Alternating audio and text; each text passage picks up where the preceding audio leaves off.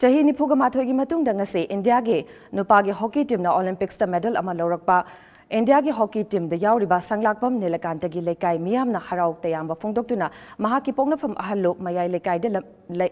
Nakpigani ahallu mayai Leikai da lambi da thoktuna thabal chongba jagoi saba isai chakpana singba tawkhre panba yabadi semi final da maiti horaba India ngase bronze medal gi damak Germany ga sanabada goal manga mari da maiti ba piduna bronze medal fangkibani India na mai paktuna ahum suba mafam da kanbada saruk yariba Manipuri gi sanaroi Sanglakpam Nilakanta sarmagi imung manung amadi Leikai gi miyoi kayana Harao Fongdokhre Infal is ki hangang Assembly constituency gi manung da leiba ahallu makha Leikai da leiba Sanglakpam inausa Sharma amadi Sanglakpam ombi kunjarani anigi machanupa yaima Sanglakpam Nilakanta na bronze medal fangbada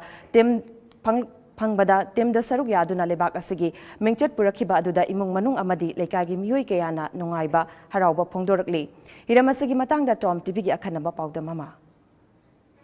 Aina Yaoriba mafam se Infal East District ki manung sana leiba hangang Assembly constituency ge manung da leiba akogi ahalo makha Leikai dani Bharat na matam kaya gi mamang dagi akogi Indian hockey da tawriba contribution asida ngasi maruina India amasung akoi Germany anina sanakiba adum third place ki adum lam match aduda India na koi mai park na akoi 5-4 da mai park lam matungda India ngasi hockey gi lamda adum la bronze medal ama Pangbasida Manipur gi oina yamna saukthokchninga uba player akogi Sanglakpam Nilakanta Sarmana saruk yaduna ngasi gi player aduda yamna mai park na akogi sanakiba loina mai park ki ba sida leiriba akogi Nilakanta gi apokpi akoi unajaduna akoi mahaki oiba pongni gi wafam sing thamjage loina ahan mamaktada TOMTV ngai kai degi Nilakanta gi apokpi akogi Kunjarani bo taram noksari aduga isana ngasi sanabada mai paktana Bharat ki oina asugum laba medal telida bronze ama medal ama hapsan birakpa sida imada kari pungning da phawbage habadu khasitang thambiyo yam nungai ba phawi ngasi gi je nan semi final da lehobada gi di khoi je yamna nungai tana wakhan je yamna muchi handaraga leirobani adoda ngasi je ma je sanaba salamdai da ima ai sanaba salugi ge ai medan yaudra de ai yumda tholoi haiba wai je mana hairami adoda aina ju mama moina bol pigre ngasi di nang medan je puraga lakadabani nangna yaurapagi mahai nang ngasi phangba oidoi ban nang yam kanna thawai khubak hapaga sanu ko na aina su bol pigre aduga hanaba ju ngasi je ma performance phajana pi ngasi gi play ji da ado yam nungai ba phawi Sungai baje pensida tajuk thengnadri haibe akoina tajabada lairibase akoi masimna ahungi manungda Nilakanta se ahum akoigi ani suba mayaida lai haibagi akoi tajaba fangi adu akoi hek pi ngai dagi hona magi sanabagi lamse masida khestang imana wafong khara thambio hoi sanabaje yam wana so horakhi banina magi sanabaji da koina mapung phana yam guide tawi bangam da hai tare ada koina yamna ngangwini ngai dagi ju tawrakpanina hockey leiba ngamdaba khungup leiba ngamdaba mayam ama leigi bajina akhoi wapan daga je sangaga akhoi wa maru ji phu eraga hockey sare ko adu yumthak daga langkhatla kanghala adu bajina sanaba horakibane maje yam wana horai khungup leiba ngamde hockey leiba ngamde magi dress fa leiba ngamde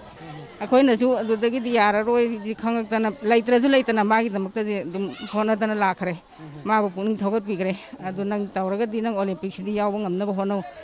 ima ai soidana ngamgani ai soidana yawgani ai Manipuri micha pok ngam na hona gani hai bu hai je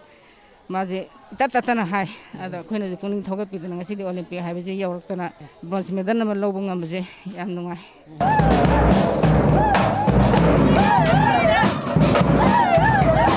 Nilakanta gi apokpa inauksana ngasigi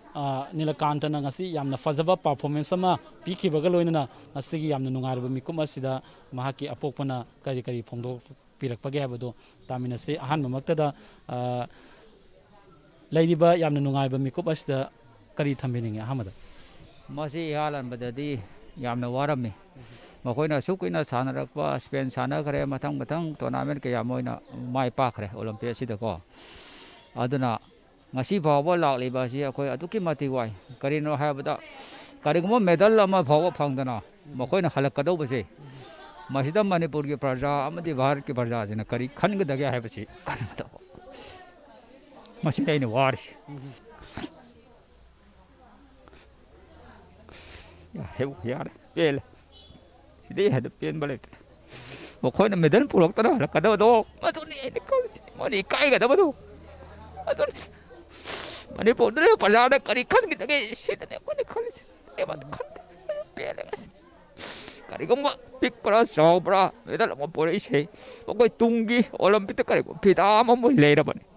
मसिना Tungi Asad अखोइ medal अमा पांगी को हाबदि आसाद मोइ अमुक हेना अथंगिदा मोइ होनरकदौनि सुंफंग फंदगदि करिनो मोइ तौदुइदो करिनो अबा मोइ तौदुइ वाकन्दो मणिपुर प्रजाना भारतवासीना याम थवाइ यावना तौरगा medal अमा पुरक्तना हलकदबदो मदुगि खरब तुम्ब चाब खंगदबनि मसिनि ख्वाइ लुरिबदि मसिनि अदु मयामना नुंसिबिबदगी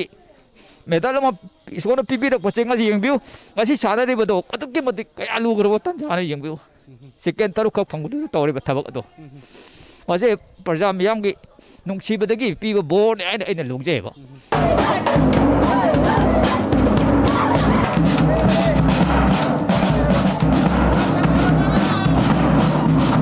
इंडिया मागी मेडल टेलीदा अखोगी मेडल अमा हापसलप मतमदा मणिपुर की यामना मसक नायरबा नीलकांतना अखोई यामना चाउना थौदांग लौकिबा मसीगा लोइनना नीलकांत की होमिन कामिनरपसिंग मरक्तगी ngasi यामना नुंगाइबा मिकुब असिदा करी करी फोंदोरकपके हाबदो अमुक तामिनसे मिंग ता हाबि आइगे मिंग ललित कौजे लेफामसे अखोई नीलकांत की लेकाजिमक्तदैनि ngasi यामना नुंगाइबा मिकुब असिदा अखोगी करी करी नीलकांत की हे होमिन कामिनरप मोइना मरुप मपांग मोइना करी करी थमिनगे नीलकांत जी याम फबा नुपानी अदे होना ब्याम कनबा अखोई चाइल्डहुड तकी होरगा अखोई सानामिनरै अदो मागी होना बकनबा हाइतारे माई होना बकनबदुना ngasi अखोई ओलंपिक सिगी ब्रोंज मेडल लोब ngamjare अखोई याम थिना नुंगाइ अखोई की इंडिया की नतना अखोई मणिपुर जुबु सकताकपा दे लेकाइ जुबु सकताकपा ओइना अखोई की इमाना बोइना अखोई होमिन चारकपा अखोई की याम नुंगाइ फोंदु हाइतारे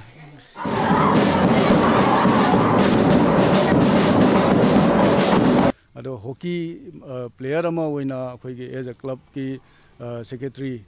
लेकाई की थौबु ओइना मसे अखोइगी अंगांगजिंगदा हॉकी दे हेन माइ वनसननबा इंडिया की दमक अखोइगी रिप्रेजेंट तौरगा अखोइगी मथंगदसु अमुहना सुंबा ओलंपिक आइबा ख्वाइदि चावबो वर्ल्ड टूर्नामेंट तौरिबा सिदा अखोइगी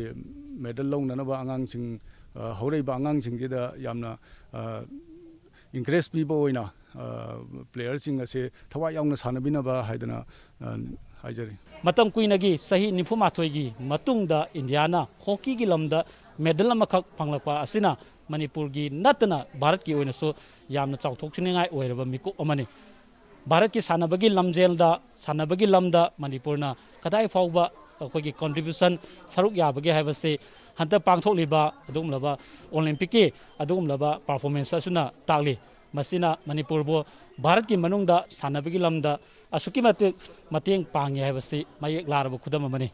ओजित मंगसाताबंग लोइनना पाउदमजरिबा नबुकुमा खागोपम टाइम्स ऑफ मणिपुर अहलुप मकालेका।